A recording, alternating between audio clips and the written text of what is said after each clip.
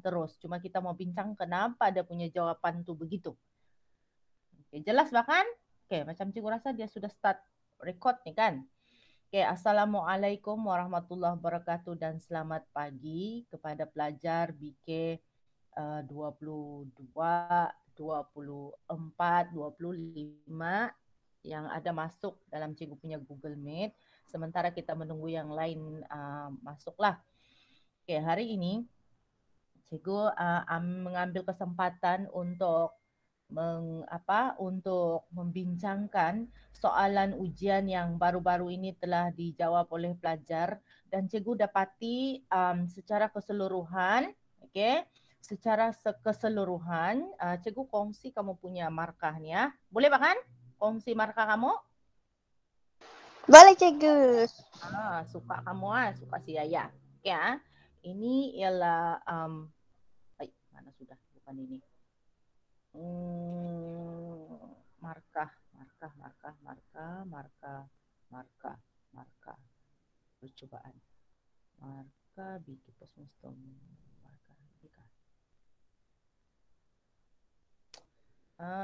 Markah file.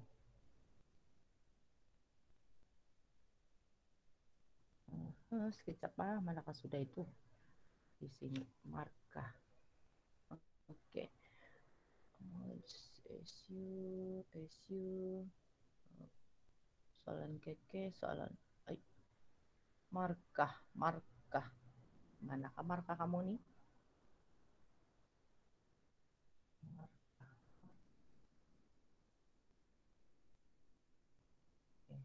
Harap-harap betul lah ini. Ya. Ini ialah kalau kamu tengok markah pelajar yang sudah cikgu buat. Okey. Secara keseluruhan kamu sendiri pun nampak. Okey.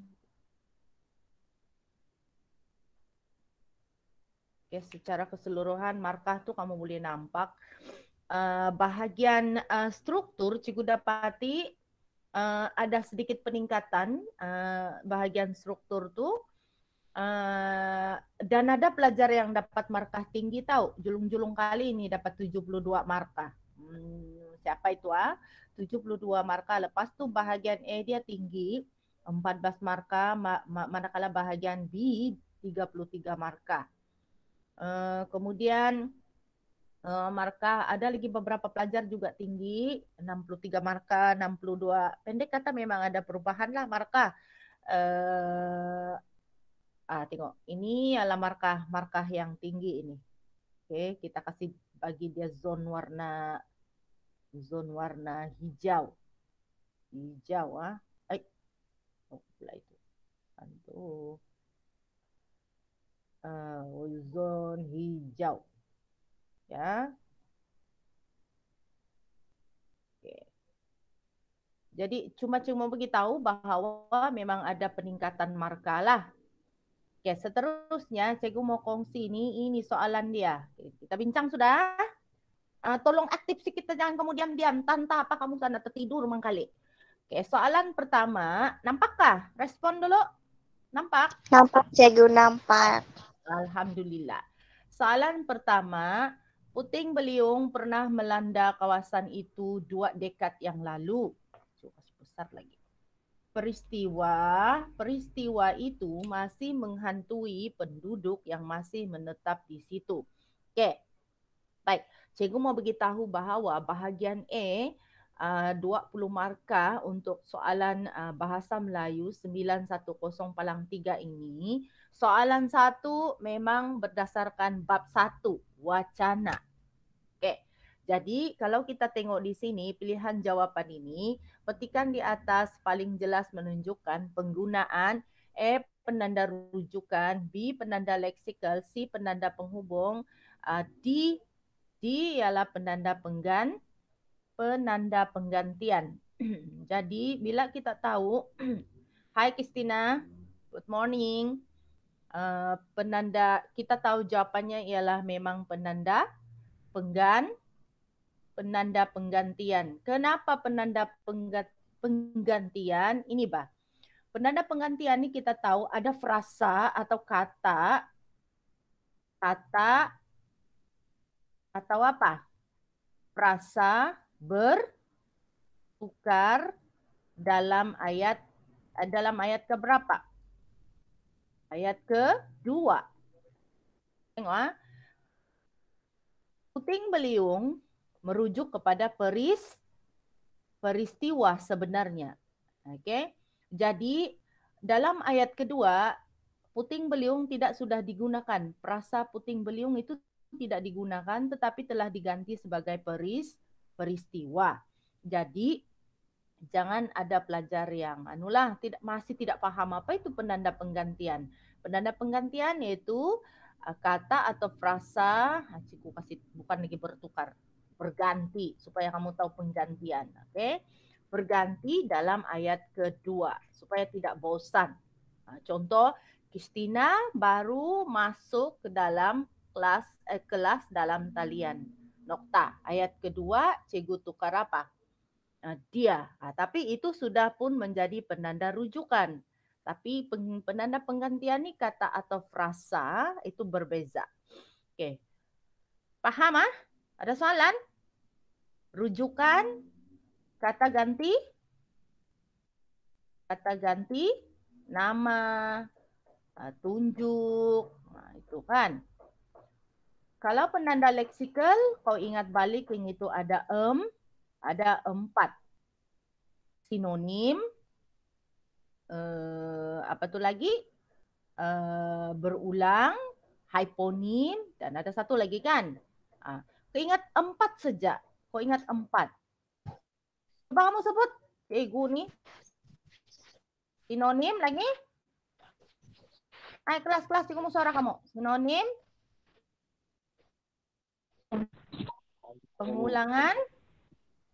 Pengulangan kata yang sama.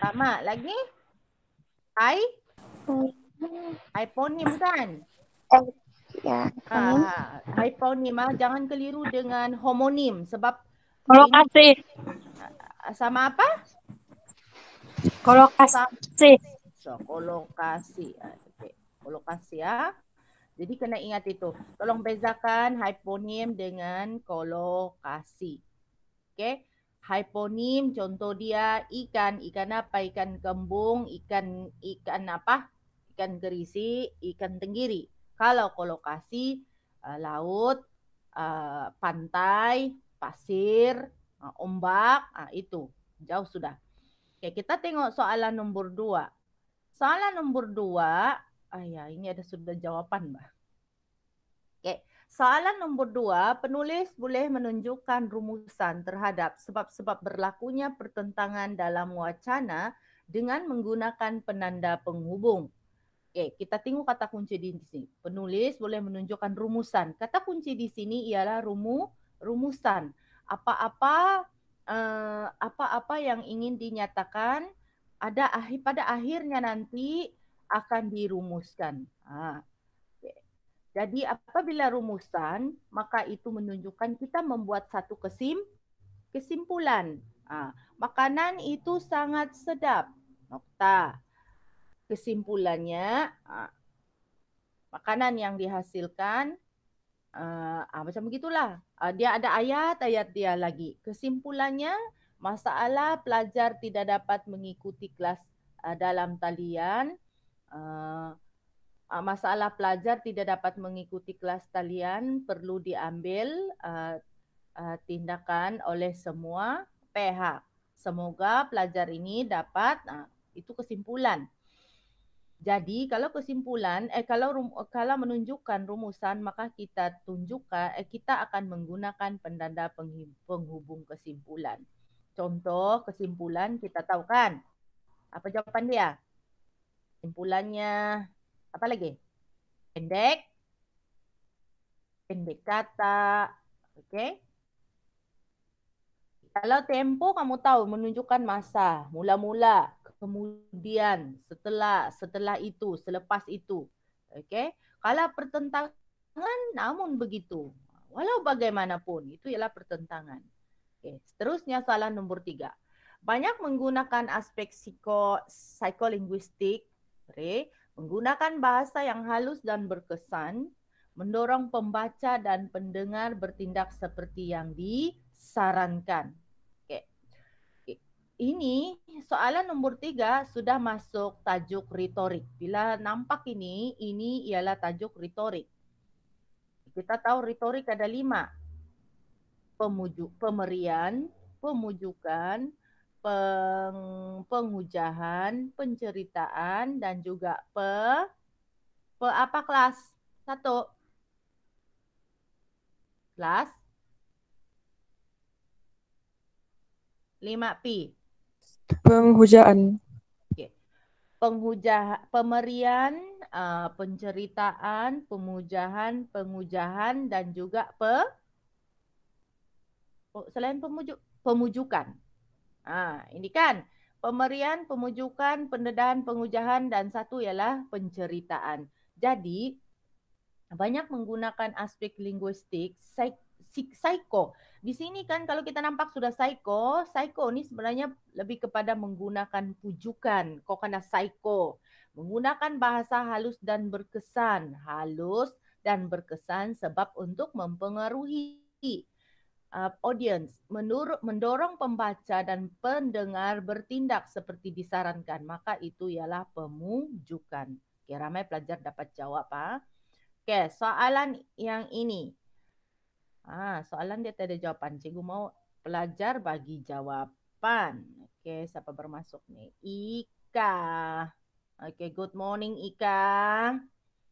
Oke, sekarang kita baru masuk soalan nomor 4. Jadi, soalannya ialah P, terperinci dan jelas, pemindahan pengamatan kepada halayak berdasarkan fakta deskriptif dan imajinatif. Oke. Kamu rasa-rasa apakah jawabannya ini? Pemerian. Pemerian. Oke, mana kata kunci pemerian? Mana kata kunci pemerian? Fakta deskriptif. Oke, fakta deskriptif, imajinatif. Sama nih lagi kan? Terperinci. Wah, bila kita jumpa perkataan terperinci, dia memang sebenarnya merujuk kepada retorik pemerian. Oke, retorik pemerian. Soalan cikgu pun ada retorik pemerian. Ramai yang dapat jawab. Oke. Seterusnya, kalau kena ingat kelas, kalau ada disuruh menghasilkan, kalau ada soalan meminta pelajar menghasilkan retorik penceritaan, ini kau cerita sejak apa yang kau alami di sekolah, di college. Sudah jadi satu cerita. Yang penting ada permulaan, ada klimaks, ada peleraian, ada plot dalam cerita kamu, cerita yang menarik. Seterusnya ialah soalan 5. Okay. Retorik penceritaan mempunyai ciri-ciri berikut. Soalan 4, 5 masih retorik. Kecuali ada pendahuluan, perkembangan, pengakhiran. Ini memang retorik penceritaan. Kenapa? Sebab ada apa ini? Ini yang cikgu cakap tadi itu, plot. Plot ini ialah adanya pendahuluan. Pengenalan lah kan. Saya belajar di Kolej Tingkatan 6 Kota Kinabalu. Perkembangan. Saya belajar di sana dengan mengambil mata pelajaran 4 mata pelajaran. Pengajian Am, Bahasa Melayu, Sejarah, Seni Visual. Okay. Banyak aktiviti yang kami jalankan di Kolej Tingkatan 6 Kota Kinabalu. Pengakhiran. Akhirnya saya telah menamatkan pengajian di Kolej Tingkatan 6 Kota Kinabalu dengan keputusan PNJK 3.8. Saya sangat gembira. Oke, itu ialah contoh retorik penceritaan. Satu lagi kelas, bila kena suruh wacana, tolonglah baca betul-betul soalan tu. Cikgu tengok kan ramai pelajar dapat jawab, tapi bila kamu menulis jawaban tidak dalam bukan dalam bentuk wacana terus dia jadi kosong sebab kamu buat dalam bentuk ayat. Cikgu tahu macam mana lagi mau memberitahu kepada pelajar bahawa wacana dengan ayat berbeza. Wacana kau buat karangan. Dalam karangan mesti ada beberapa nokta. Ayat sudah kita belajar semester 2. Bermula huruf besar, diakhiri dengan tanda nokta. Ya, paham? 2, Roman 2. Dia minta ciri, memberi takrib dan menjelaskan sesuatu konsep. Kalau yang ini bukan sudah. Sebab ini kita tahu, ini ialah retorik apa? Pendedahan kan? Ini dipanggil sebagai, kita mesti tulis lengkap. Okay. Retorik ini ialah retorik pendedahan. Kenapa? Sebab dia memberikan takrib. Okay, dia menjelaskan sesuatu konsep. Contoh retorik pendedahan, konsep satu Malaysia, konsep penyakit COVID-19. Nah, itu. Gagasan disokong dengan hujah dan alasan kukuh. Kamu nampak sudah perkataan hujah. Di sini mestilah retorik apa? Retorik penghujahan, sebab ada penghujahan. Retorik penghujahan ini dia mesti ada usul diikuti cadangan. Usul, idea, kemudian ada cadangan. Oke, seterusnya penyampaiannya lazimnya bebas memanipulasi tata bahasa. Oke, penyampaiannya lazim bebas memanipulasi tata bahasa, maksudnya di sini semasa sesuatu retorik itu disampaikan, penggunaan tata bahasa itu tidak ditekankan. Oke, tidak ditekankan. Biasanya kalau yang ini lebih sesuai kepada retorik apa? Saya tahu. Retorik apa yang sesuai ini? Suara kamu guys. Sesuai. Pemujaan. Pemujukan. Pemujukan je. Retorik pemujukan. Selain, betul? Sebab iklan tidak menggunakan tata bahasa. Ada satu lagi retorik dia nih. Yang bebas memanipulasi tata bahasa. Kalau kau baca retorik itu, kau pun jadi bosan kalau terlampau ikut itu tata bahasa. Retorik apa kelas? Pemberian. Lain pemberian? Satu lagi.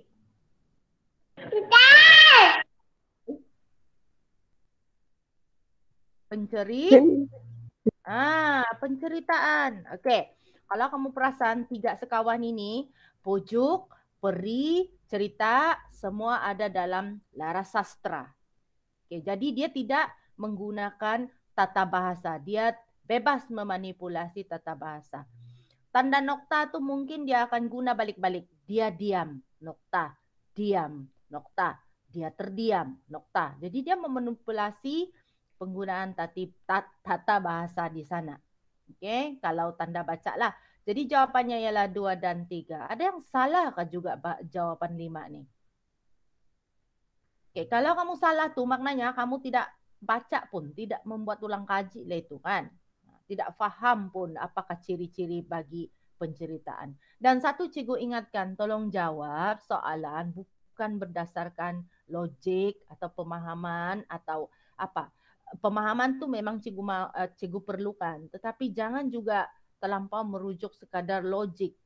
Kita kena baca juga sebab ada beberapa istilah yang digunakan dalam bahasa Melayu semester 3 ni memang akan digunakan semasa menjawab peperiksaan. Okay?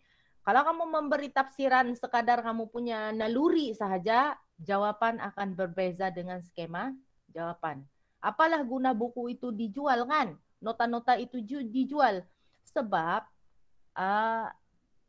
pelajar perlu merujuk nota itu. Itu ialah idea penulis, pengkaji menghasilkan berkongsi tentang takrib ataupun takrib atau penjelasan tentang bab yang kamu belajar semasa semester 3.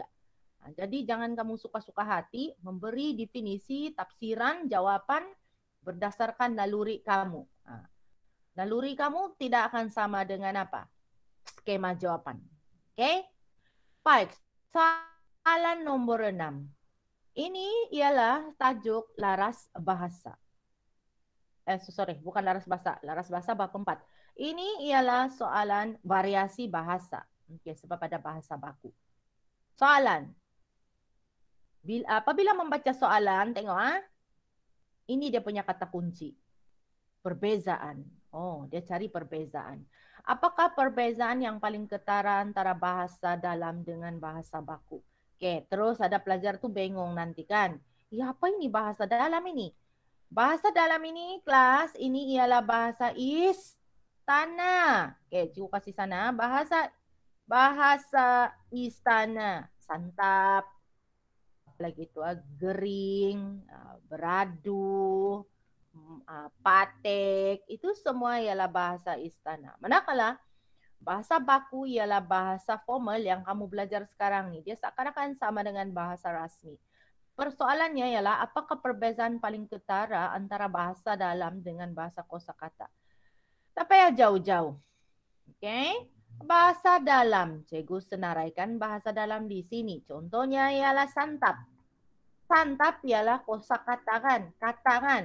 Manakala bahasa baku ialah makan. Di sana pun sudah ada berlaku perbezaan, yaitu perbezaan kosakata. Nah, inilah perbezaan pertama ialah kosakata. Kosakata bahasa istana santap. Bahasa itu yang bukan kamu yang guna, hanya orang istana guna. Tapi kalau kita cakap memakan. Oke. Kita tengok pula struktur ayat. Struktur ayat tiada juga masalah. Sistem sebutan, yes, ada juga sistem sebutan. Oke. Sistem sebutan mungkin dari segi sebutan sajalah kali kan. Santap apa semua. Tetapi yang paling jelas ialah dalam sistem panggilan. Betul kan?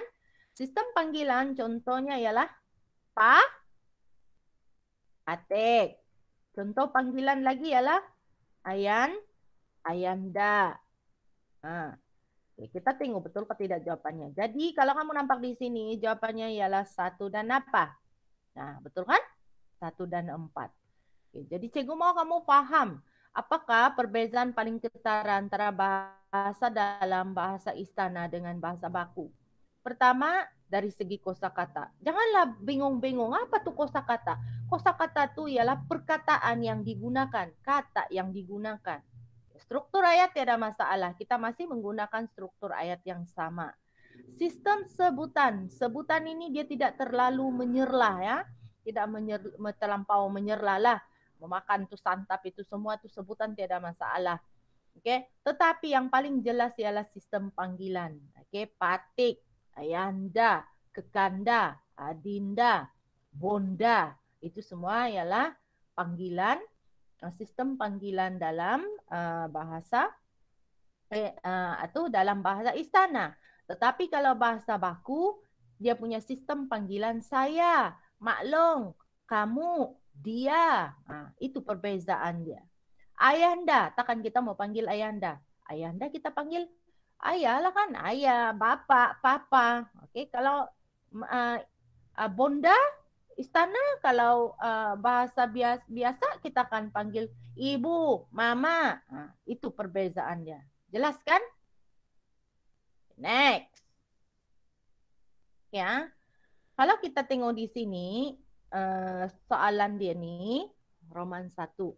Sorry lah, I lambat. Ada traffic jam. Ada accident kat jalan Kepung tadi. Beritahu Naim kepada Atikah.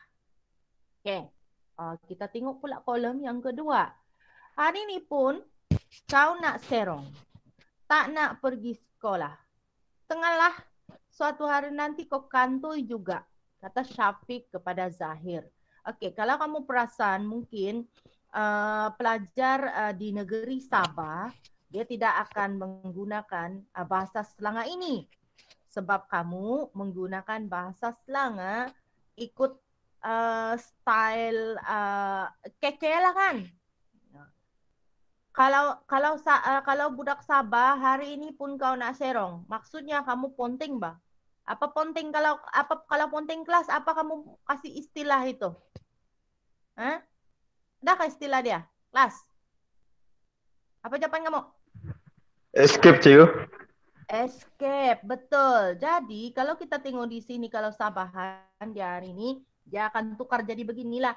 Hari ini pun kau, bukan lagi bukan bukan kau. Hari ini pun kau escape lagi. Nah, gitu kan? Masuk tuh istilah. Ya, cikgu tukar itu kalau dalam bahasa Sabahan. Hari ini pun kau escape. Tidak mau pergi college. Bengong, kalau sengal kita tukar apa? Budak college cakap apa? Budu lah kau ini. Betul atau tidak? Betul atau tidak kelas? Kamu suka cakap macam begitu kan? Betul, cikgu. Betul kan? Sebenarnya dia macam nampak mesra. Oke, tapi kalau orang lain dengar dia akan cakap itu variasi bahasa kasar. Nah, satu hari nanti kau kantoi kita tukar kedapatan. Betul kan? Nanti kau tahu. Nah, itu ialah bahasa Selangor yang digunakan di Semenanjung sebenarnya. Jadi bahasa yang digunakan di sini ialah bahasa tidak formal sebab adanya percampuran apa? Ini kita panggil sebagai percampuran kod. Ingat percampuran kod, yaitu bahasa Melayu dicampur dengan bahasa Inggris. Apabila bahasa Melayu bercampur dengan bahasa Inggris, maka kita panggil itu sebagai sesuatu yang apa nih? Sesuatu yang bahasa yang tidak formal. Oke. Bahasa tidak formal dia boleh jadi juga bahasa bahasa tidak formal, bahasa tidak rasmi. Bahasa tidak rasmi. Ya. Aku ambil dulu nih kehadiran. Ya, kemudian kalau kamu tengok lagi di sana, bahasa Selangor, bukan ini bukan bahasa Selangor. Bahasa Mesra, ini bukan bahasa Mesra. Hari ini pun kau nak serong, bukan. Bahasa Mesra tu jemputlah makan along. Lama tak datang sini, bahasa Mesra. Ayang lapar lah, ayang nak makan ni, itu bahasa Mesra. Kalau bahasa pasar, lu mau beli apa? Ada ayam setengah kilo, sini banyak mula. Itu bahasa pasar, tapi kita tidak jumpa di sini. Bahasa Selangor betul, tapi pasangan salah. Bahasa Mesra salah, ini bukan bahasa Mesra. Ini bahasa tidak formal, salah, sebab ini ialah bahasa Selangor. Maka jawabannya ialah bahasa tidak formal dan bahasa Selangor. Oke, mana Selangornya? Ini serong. Serong tu escape. Sengal, ini bodoh lah. Tuh. Kantoi, kita akan cakap nih kedapatan baru kau tahu. Ataupun nanti kalau orang dusun dia cakap koto. Baru kau tahu, kan? Dia lain tempat lain nanti kalau kamu pergi macam kamu ke Membakut, kamu akan dengar dia punya cakap lain lagi. Selangor orang Brunei lain lagi. Selangor sebelah-sebelah Beaufort lain lagi. Selangor sebelah pantai timur, contohnya di mana tuh di Sandakan, dia lain lagi. Soalan seterusnya, yang manakah padanan yang tepat antara variasi bahasa dengan contoh ayat? Ini ialah variasi bahasa. Variasi bahasa halus. Ini ialah contoh bahasa halus nih, bahasa yang berbudi bahasa. Tuan Haji, maafkan saya kerana tidak menghadiri mesyuarat semalam. Saya kurang sehat. Beritahu Abbas. Sekali imbas kita nampak memang dia macam betul lah bahkan. Memang betul. Good morning Asbiliana. Good morning Marvel. Kita membincangkan soalan nombor 8 sudah. Variasi bahasa. Okey, ini memang menghaluslah sebab dia secara bersopan memberitahu kepada Tuan Haji bahawa dia tidak dapat menghadiri mesyuarat kerana dia kurang sihat. Kita tengok soalan variasi bahasa kedua, bahasa mesra. Hei budak gemuk, kau ini asyik melantak. Jerkah Abang Sazwan. Okey, kalau ini bukan bahasa mesra. Ini ialah variasi bahasa apa kelas? Coba beritahu. Kasar. Betul. Jangan sebut kasar, dia mesti lengkap. Variasi bahasa kasar. Okey, variasi bahasa kasar. Good morning, Clem. Kau pergi mana? Ya, yang baru masuk kita bincang soalan nombor 8. Okey. Memang ini adalah variasi bahasa kasar. Penggunaan variasi bahasa kasar tu kita nampak sini saja, budak gemuk. Jadi dia macam memang kita pun tidak suka kena panggil gemuk kan. Melantak tu maksud dia ialah makan saja. Itu sebab badan jadi gemuk. Kemudian kita nampak lagi dia kasar sebab jerkah. Jerkah tu berteriak kan. Jadi dia bukan bahasa mesra. Dia kasar. Jadi B sudah salah. Bahasa basahan. Mary, mengapa kamu tidak memberikan perhatian terhadap pelajaran? Tanya Cikgu Razali. Yang ini kalau kita tengok ayat Deni, ini bukan bahasa basahan. Ini ialah bahasa formal atau bahasa baku.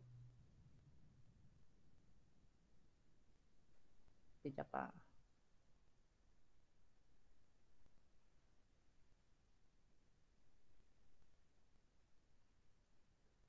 Okey.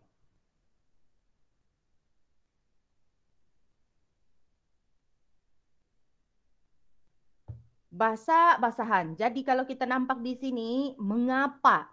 Lepas tu perkataan dia tu, kamu tidak memberikan. Jadi ini bukan bahasa basahan. Kalau cikgu tukar bahasa basahan, dia sepatutnya tiada kata, tiada imbuhan. Contoh, Mary, kenapa kamu tidak berikan perhatian terhadap pelajaran?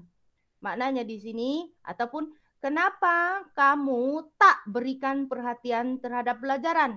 Itu barulah bahasa basahan. Maksudnya tidak kita kasih singkat tak, memberikan kita buang imbuhan jadi berikan. Itu baru bahasa basahan. Tapi ini bahasa formal.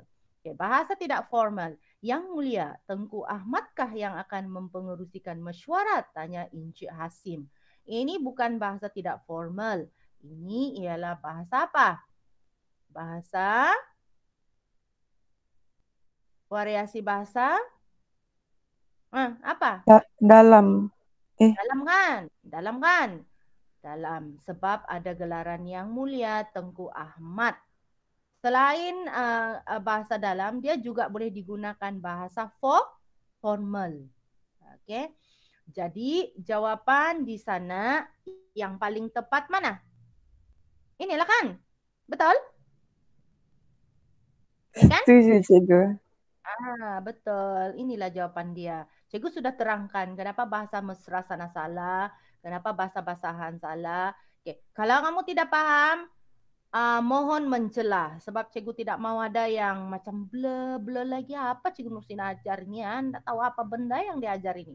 Cikgu mau kamu mesti mesti faham apa sebenarnya yang cikgu terangkan ini. Bukan apa orang bilang, bukan sekadar terang tapi tidak kasih jelas. Susah sudah kasih terang, kasih jelas tapi pelajar tidak paham. Bahaya itu. Oke. Oh my god. Kenapa begitu? Oke. Sahabat kelas.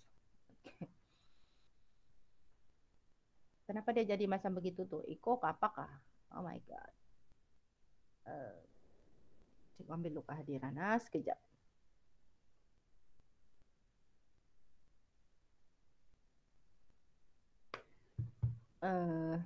Sambung lagi balik. Baik, soalannya ialah yang manakah? Bercakap nanti kalau ada soalan? Oke kah? Oke kah itu slide tadi? Cikgu entah apa cikgu tekan tuh. Oke. Oke, Kan, Cik. jelaskan. Alright. Soalan yang manakah? Sekarang ini tajuknya ialah soalan yang manakah? Tajuknya laras bahasa. Laras bahasa ni pun antara tajuk yang sangat mudah bagi cikgu lah. Yang manakah pernyataan benar yang benar tentang laras bahasa? Bila dapat soalan, garis. Cikgu ibarat cikgu pelajar lah kan. Cikgu baca, cikgu garis supaya cikgu tidak silap. Laras sesuatu bahasa itu bersifat statik. B, laras bahasa ditentukan oleh latar belakang penggunaan. Siapa itu? Aduh. C, laras bahasa merujuk kepada penggunaan bahasa mengikut disiplin. Oke, itu memang betul lah bahkan. Pada begini nih.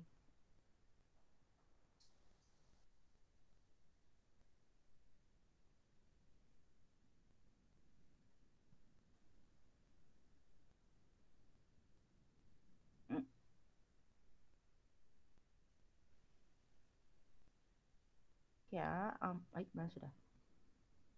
Ya, jadi yang betul sebenarnya ini definisi yang betul. Bila pelajar menerangkan konsep atau konsep laras bahasa, ini tidak boleh lari. Disiplin ini tidak boleh lari. Okay, disiplin ilmu. Bidang ni dikaitkan dengan disiplin ilmu. Sebab itu kalau kamu perasan bila kita belajar laras bahasa, ada laras sukan, ada laras sains sukan. Bila kau mengikuti kelas sains sukan, kan Mabel, si Jeneline, siapa lagi ambil sains sukan? Si Mabel, dia akan dapati bahwa ada beberapa istilah digunakan oleh Cikgu Rita semasa dia mengajar sains sukan. Maka kita sebut itu, kosakata digunakan itu jelas menunjukkan bahwa laras bahasa, disiplin ilmu yang digunakan itu berkaitan tentang sains sukan. Kalau cikgu mengajar bahasa Melayu semester 2, tajuk morfologi dan tata bahasa, kamu dapati bahwa Cikgu Nursina akan menggunakan beberapa istilah seperti morfem, fonim, apalagi itu istilah-istilah itu, morfem terikat, morfem bebas. Jadi itu dipanggil sebagai penggunaan kosakata mengikut disiplin ilmu. Di laras bahasa merujuk kepada peminjaman kosakata daripada pelbagai bahasa. Kita tidak ada macam begitu laras bahasa itu. Jadi yang paling jelas benar ialah C. Laras bahasa merujuk kepada penggunaan bahasa mengikut disiplin. Soalan 10.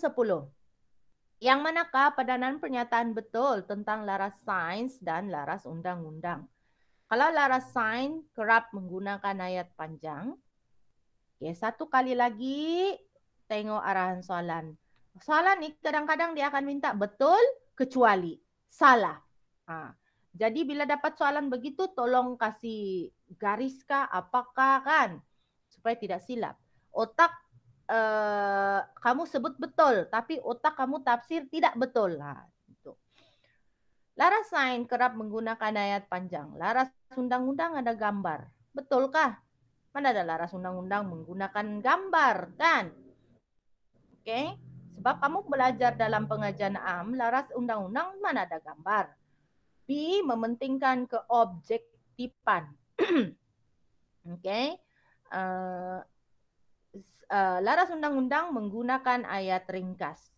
Betulkah laras undang-undang menggunakan ayat ringkas? Tidak betul. Sebab ayat laras undang-undang lah yang berbelit-belit, panjang. Oke, menggunakan kata nama. Oke, menggunakan kata nama 10. Betul kan ya? Laras anu nih. Kejap cikgu mau cek dulu skema jawaban nih.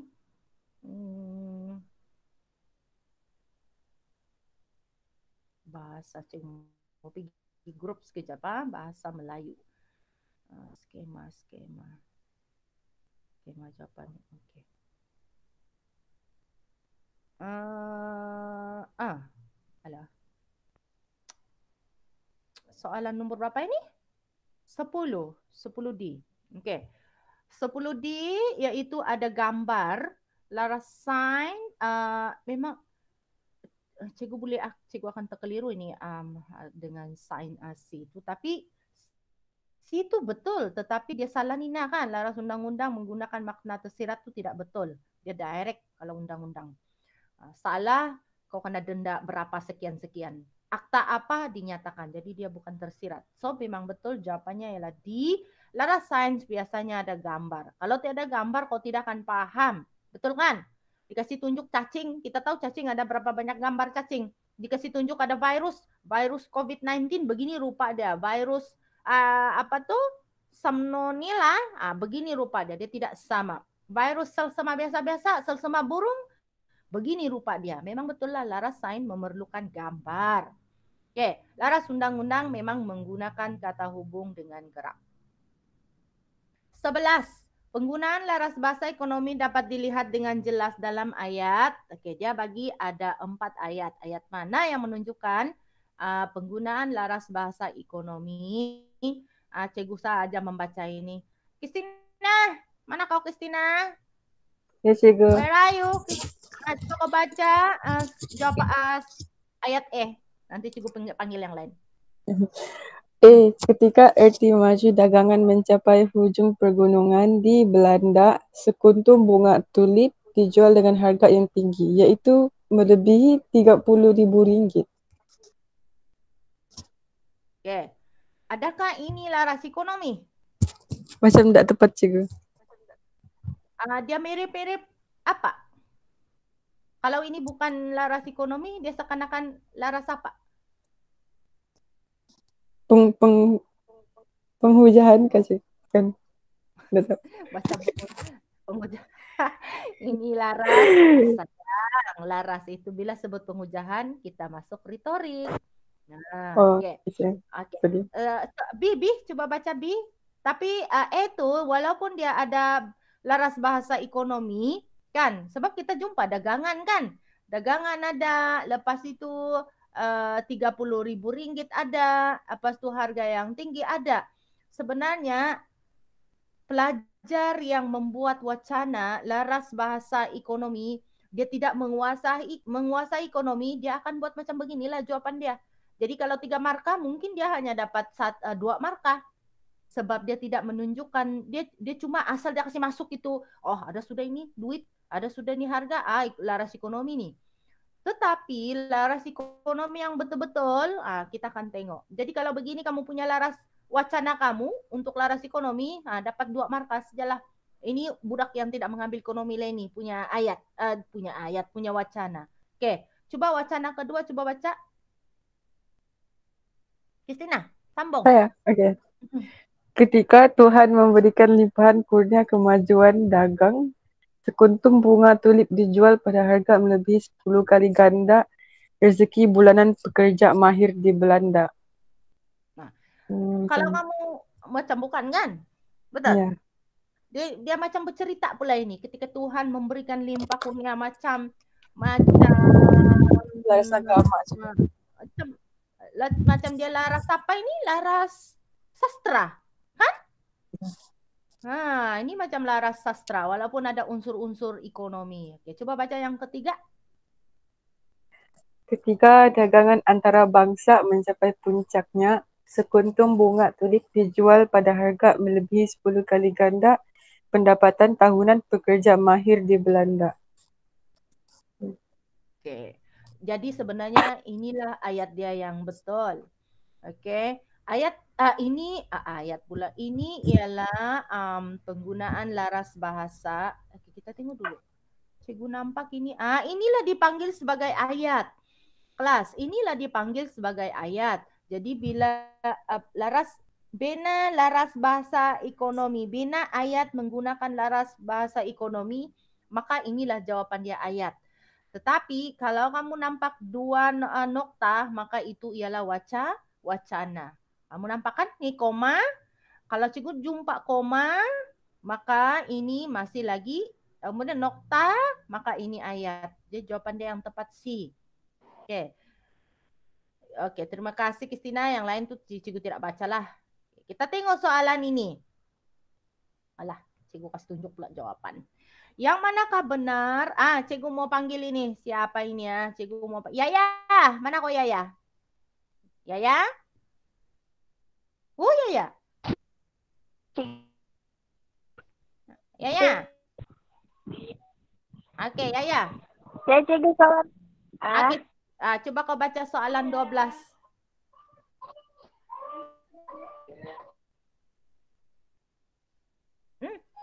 Lo? Yaya? Bolehkah? Aduh. Cikgu. Coba baca ayat itu. Oke, jap cikgu. Cepat. Boleh cikgu, boleh. Yang manakah benar tentang berhomonim dalam bahasa Melayu? 1. Kata berhomonim mempunyai makna yang berbeza. 2. Kata berhomonim boleh berantonim dan bersinonim. 3. Homonim boleh terdiri daripada homofon dan homograf. 4. Homonim ialah kata-kata yang digolong di bawah satu subordinat. Oke, baik. Soalan ini cikgu mau tanya, jujur dulu kamu. Kamu pahamkah tidak soalan ini? Kamu rasa Paham. susah? Paham, tapi tidak tahu. Paham tapi tidak tahu. Jadi, Ramaikah pelajar salah jawab soalan ini? Macam ramai yang salah jawab, kan? Oke, kita tengok. Oke, kalau ikut jawabannya ialah 1 dan 3. Betul. Cikgu mau beritahu homonim nih, kawan dia. Homonim, homofon, homograf. Tolong ingat itu 3 sekawan. Si homonim, si homofon, si homograf. Sebab nanti ada pelajar keliru dengan hyponim. Kau ingat homo. Ingat homo. Homonim, homofon, homograf. Jadi di sini kita mau cari yang benar. Kata berhomonim mempunyai makna berbeza. Betul. Cikgu tulis di sini contoh homonim. Homonim di sini ada beza. Apa tuh? Ada berbeza makna. Walaupun ejaan sebutan sama, tetapi makna berbeza. Contoh daki di badan pengemis itu sangat banyak. Ayat 1. Daki kedua, jom kita daki Gunung Kinabalu hujung tahun ini, kata Yaya. Itulah maksud dia. Kata berhomonim mempunyai makna berbeza. Oke, kita tengok pula yang 2. Kata berhomonim boleh berantonim dan bersinonim. Tidak boleh. Oke ya. Kata berhomonim nih ada setengah perkataan dia mungkin boleh lah kali kan. Segar. Ini pun tidak boleh lah cikgu rasa. Segar. Sebab kebanyakan contoh segar, udara segar, minuman segar, badan segar, sehat. Nah, dia sudah lebih daripada 3, maka mungkin dia ialah polisemi. Lebih sudah makna dia. Sedangkan homonim ni 2 saja makna dia. Okey, cikgu bagi contoh perkataan segar tadi. Jadi dia tidak boleh. Walaupun segar boleh lawan dengan lemah. Lemah, tapi tidak boleh juga. Segar sana pun tidak sesuai. Oke, kita tengok yang 3. Homonim boleh terdiri daripada homofon dan homograf. Memang betul sebab mereka pula cikgu. Homonim, homofon dan homograf satu kumpulan. Ingat homo 3. Homo mau hafal kan? Homo puasa 3. Jangan keliru sebab akan ada pelajar keliru dengan hyponim. Dia akan keliru itu asal dia nampak dia pikir sama. Tidak. Homo dia ada 3 saja. Homonim, homofon, homograf. Homonim perkataan yang sama, ejaan yang sama, sebutan yang sama, tetapi makna berbeza. Homofon sebutan sebutan sama, ejaan berbeza, makna berbeza. Contoh kota, kota.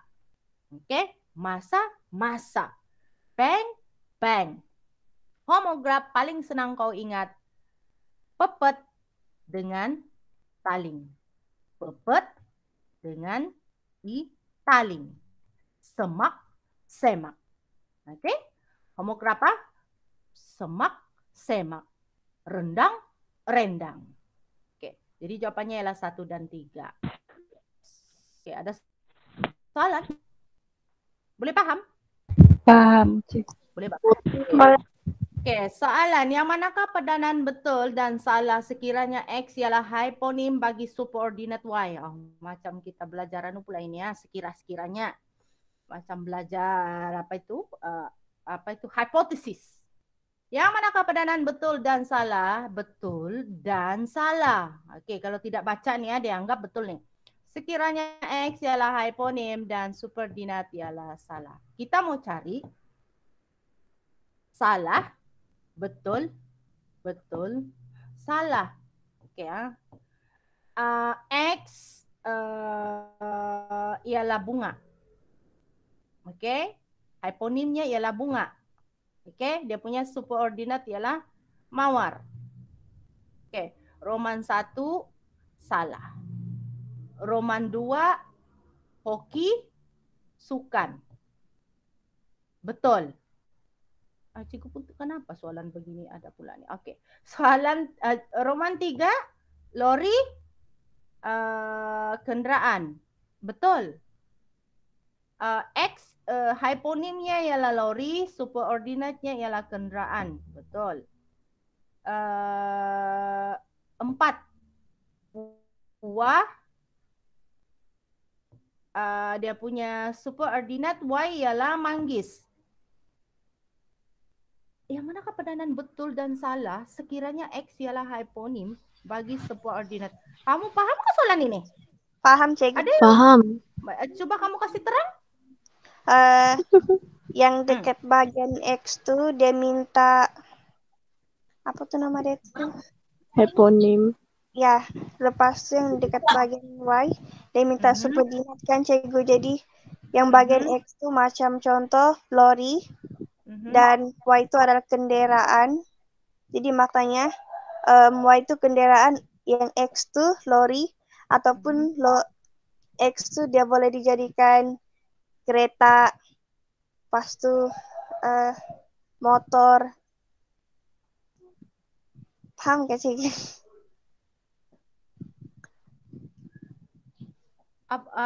Nanti dulu. Subordinate. Oke. Ya betul, cikgu paham sudah. Cikgu pula yang bingung. Manggis tuh sepatutnya ialah buah kan? Dia punya subordinate ialah buah. Betul lah, salah. Tidak, soalan lagi. Betul lah. Tengok betul lah, salah. Memang salah lah kan. Sepatutnya buah ni sepatutnya berada pergi Y kan? Sebab buah ialah subordinate. Ya. Manakala manggis pula ialah sebagai dia punya hyponim. Sepatutnya subordinate sepatutnya ini itu yang cikgu macam terkeliru. Ya, subordinate sepatutnya kawan dia adalah subordinate. Okey, kalau hyponim apa tu tadi? Okey, manggis sudah. Okay, kalau hyponim di sini X, kalau sekiranya dia bilang X ialah hyponim. Okey, jadi bunga di sini sepatutnya sebagai subordinate. Betul kan?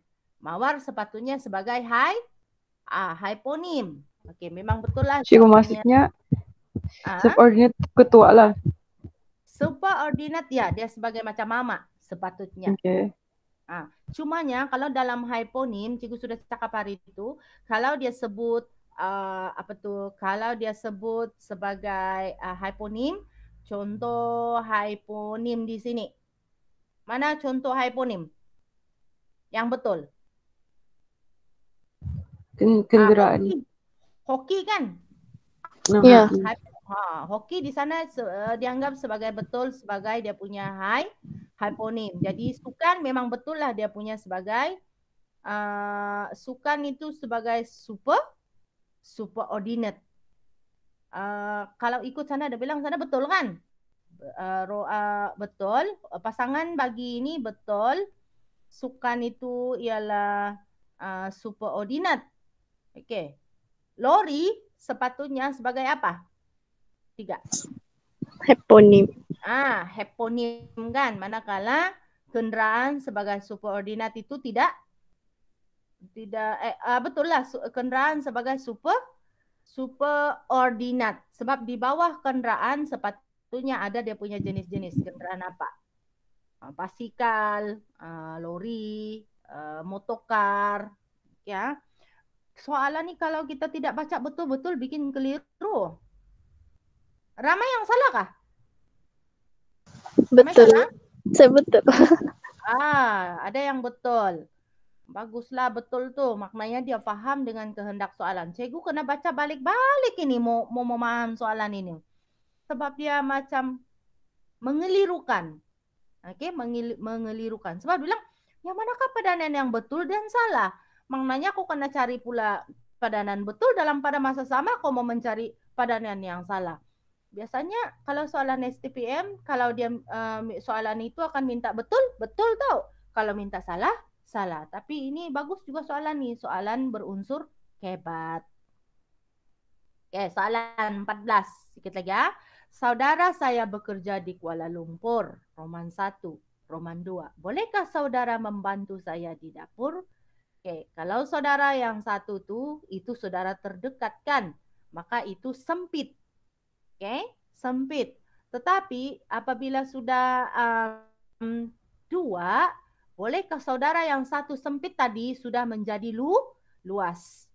Fahamkah? Saudara saya bekerja di Kuala Lumpur, kau ada pertalian darah. Bila ada pertalian darah, maknanya itu sempit. Saudara di sekeliling kau saja. Sepupu, sepapat, cousin 1, cousin 2. Tetapi bila sudah ayat 2, bolehkah saudara membantu saya di dapur? Tiada pertalian darah bermaksud makna untuk saudara telah diluaskan. Maka jawapannya ialah peluasan makna saudara daripada saudara untuk brotherhood.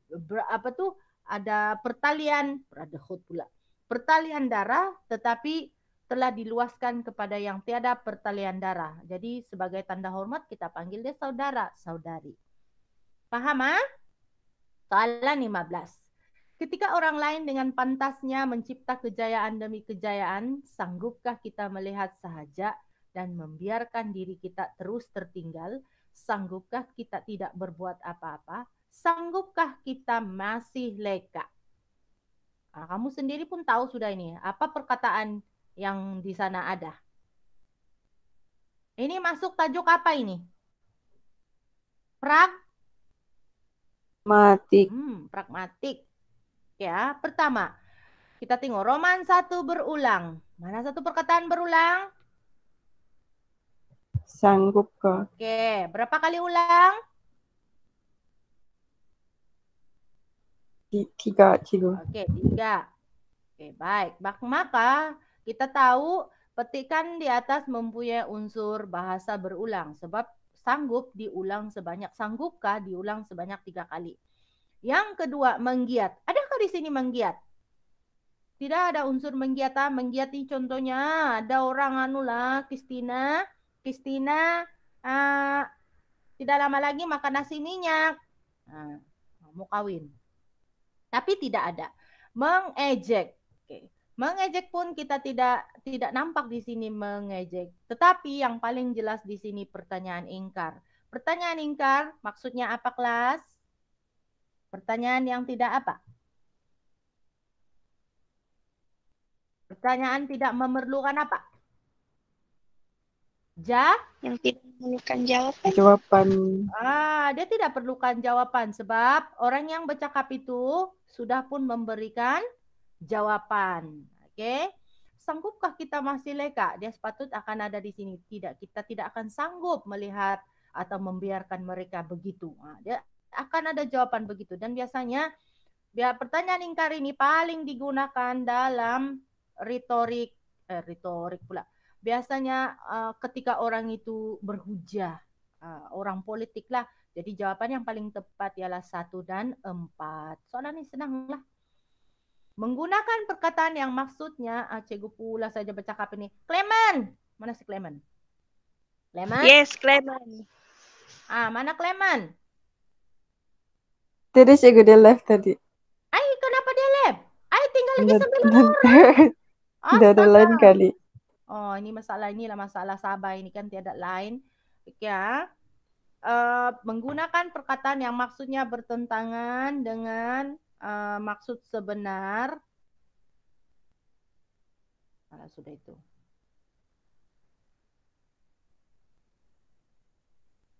Okay. Bertujuan untuk menyadarkan seseorang terhadap kesalahan yang telah dilakukan. Okay. Pernyataan di atas itu sebenarnya merujuk kepada bahasa tempelak. Okay. Ini yang selalu cikgu cakap. Tempelak ni adalah sesuatu yang past tense. Apa jangan cikgu tu past tense? Tiada N cikgu. Ya. T-E-N-S-E. Betul. Past tense, maksudnya benda yang lepas. Kita kan jumpa perkataan dahulu. Dahulu sudah saya cakap, kau jangan bercinta sama si ini. Nah, akhirnya kau ditinggal oleh buaya juga. Jadi, bertujuan menyadarkan seseorang terhadap kesalahan yang telah dilakukan. Oke. Dah lagi makna denotatif bagi perkataan liat lembut tetapi tidak mudah patah. Sebenarnya ini bukan makna denotatif kan, hari itu sudah dikasih betul. Ini adalah makna konotatif. Konotatif maksudnya ialah makna kiasan. Sebab semua jawaban ini ialah makna kiasan. Makna kiasan. So, lihat di sini ialah malas melakukan sesuatu pekerjaan. Contoh cikgu bagi ayat. Ia sangat liat melakukan pekerjaan untuk pekerjaan mencuci piring di dapur. Maksudnya dia malas melakukan sesuatu pekerjaan. Pekerja itu liat apabila disuruh melakukan tugasan. Itu maksud liat. Ya, dia bukan lambat menyelesaikan sesuatu pekerjaan, tidak. Dia yang memang tidak mau. Oke. 18. Peribahasa berikut membawa maksud permuafakatan kecuali muafakata dimudik sebulakan dihilir semuara.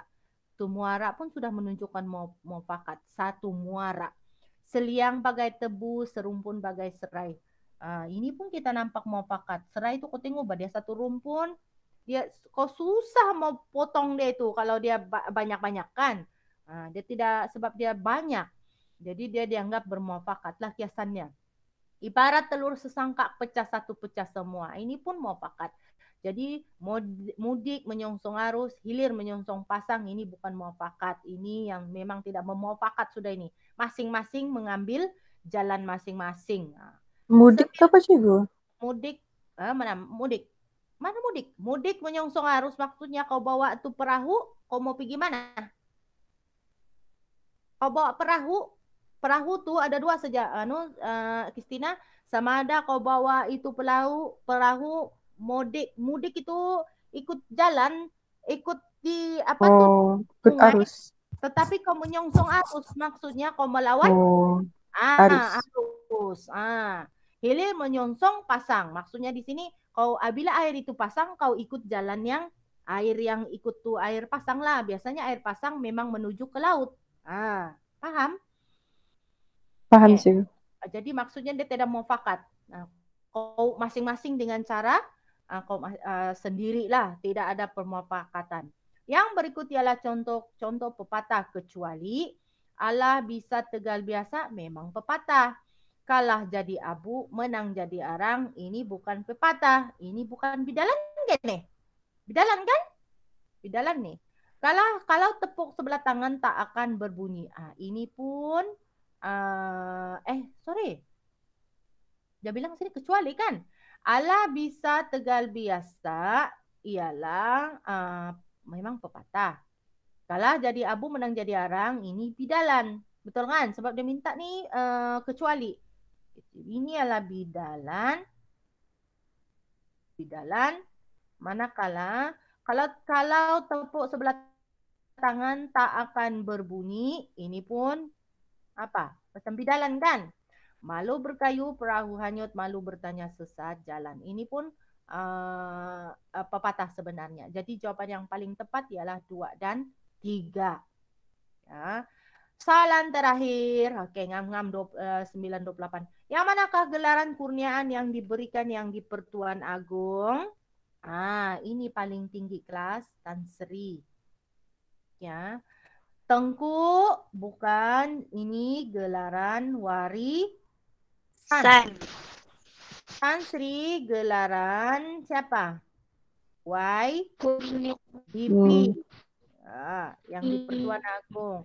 Tuan ini panggilan hormat, panggilan apa itu? Panggilan sapaan hormat nih kan, panggilan sapaan Tuhan, jemputlah makan. Oke. So, ini ialah Istri. apa? Panggilan bukan panggilan hormat ini. Ini ialah istri. Panggilan apa tuh gelaran kepada TYT, betul kan? Iya. Tuan yang terutama kita panggil istrinya ialah To, oke, istri TYT. Di negeri Malaka, di negeri apa tuh? Sabah, Sarawak, Pulau Pinang. Betul kan? Ya. Oke, Wilayah persekutuan. Akhirnya kita sudah selesai di sini. Cikgu tidak mau bincang yang ini nih nanti. Sebab macam tidak semua dapat masuk ini kan. Tidak semua dapat masuk ini Cikgu akan bincang itu mungkin guna apa kejadian dia ini. Kenapa dia jadi begini nih? Pelik pula Cikgu. Bisa Cikgu, kalau yang begini kan berarti tengok masa depan. Kok ini biar betul. Lol. Sembarang saja kok masa depan apa kok masa depan. Besok Cikgu mau bincang kerja khusus, jangan lupa. Oke, ini Cikgu mau ambil gambar dulu nih. Malar ini bukti. Jangan lupa pelajar tolong ambil kehadiran untuk apa tuh? Kehadiran di dalam kelas. Boleh? Oke. Ya. Oke, sekejap. Oke, Cikgu mau ke muka. Saya Kristina ada catat. Buka mana muka kamu? Buka dulu muka kamu nih. Enggak boleh Cikgu baru bangun. Mau make up dulu. Cikgu Oke. Silvano tuh enggak apa ya? Oke. Gila.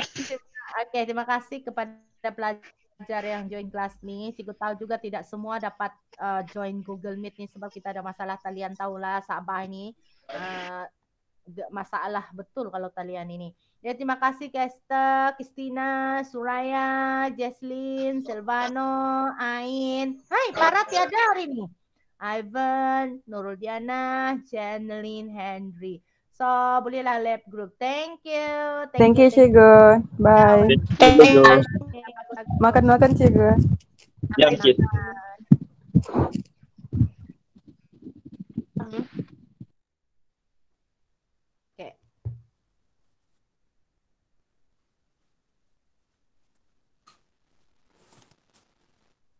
Oke, thank you.